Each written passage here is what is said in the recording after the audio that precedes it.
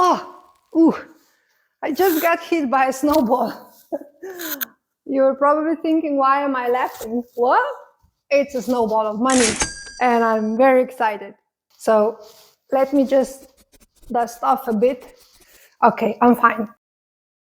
The snowball is a metaphor I want to use today to explain the effect of compounding interest. The majority of people don't know or use the effect of compounding because the concept of exponential growth is very hard to grasp for our brain. We are trained to think about linear growth. However, the effect of exponential growth has massive effects. Now, let's see how it works.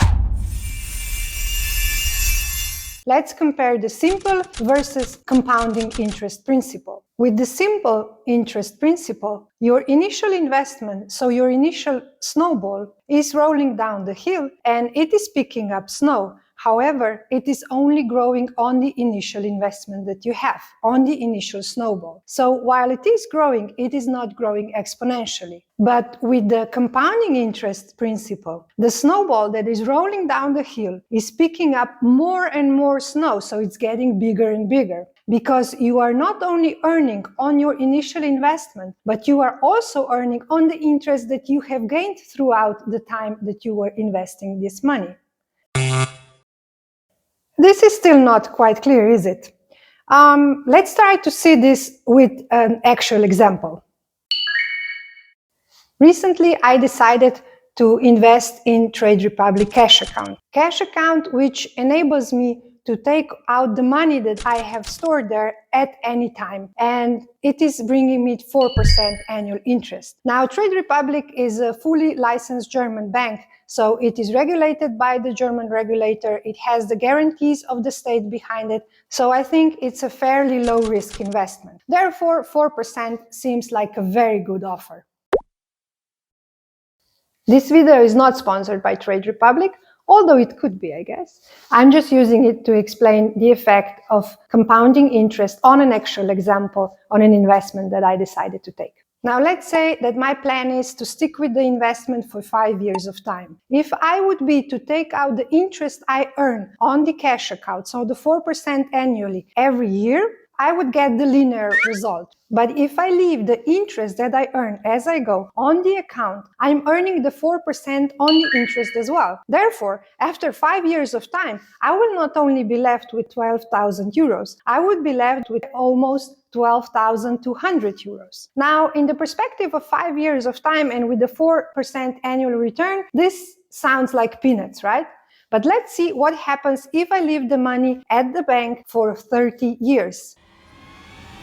Now, this is immense. The difference is huge. Nice. Now, let me try to explain that again with the snowball metaphor. The higher the hill where you start pushing your snowball down from, the more time the snowball has to pick up additional snow. And of course, the bigger it is in the end. And it is the same with investing money. The longer the time you give to the compounding effect to give its impact, the bigger the result in the end.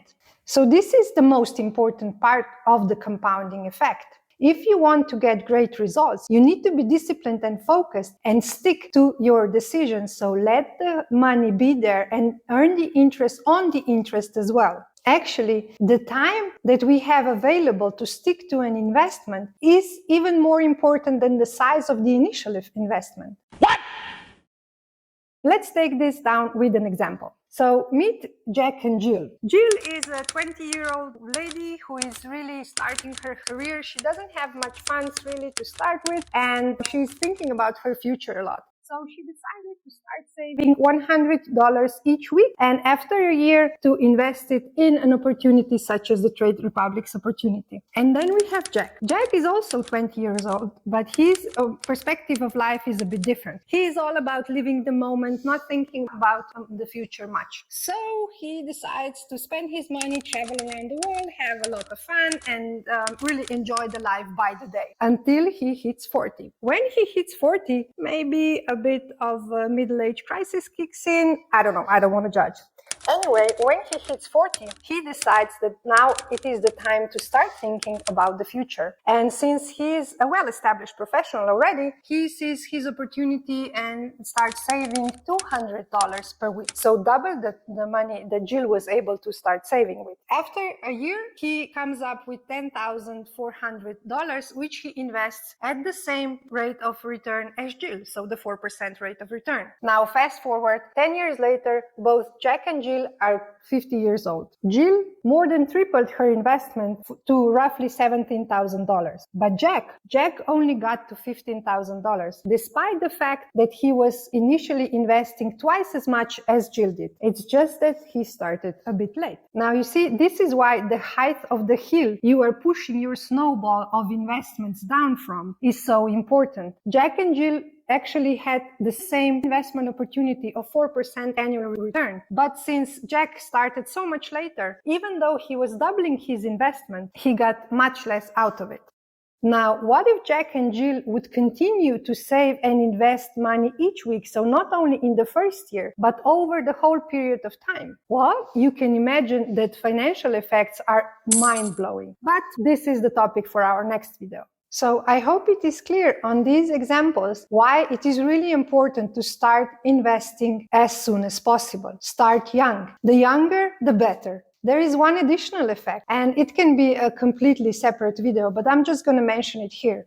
We were looking at examples at the 4% annual return. Now, this is the current offer that I'm taking from Trade Republic, but if you are a bit more risk prone, so you are able to take a bit more risk on, and let's say that you are able to gain 7% annual return for 30 years, the effects are even more impressive. And we're going to go deeper into this in one of my next videos, but just see the difference here. As you can see, up to 5 years, there's a small difference. But after 5-10 years of time of investment, the difference between simple and compounding interest is getting bigger and bigger. And this is why you need to be disciplined and focused and really stick to the investment if you want to get the money rolling in, as a snowball that I was mentioning in the beginning.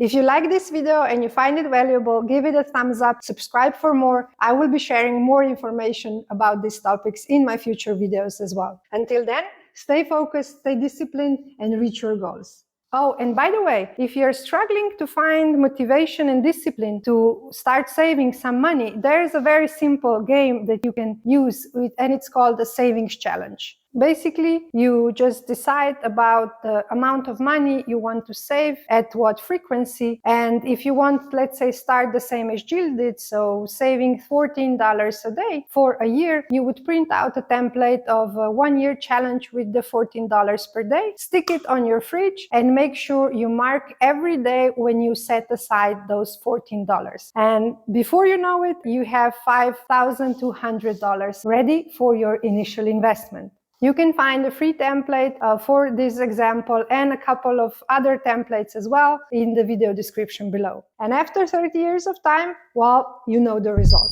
I'm cheering for you. Bye-bye.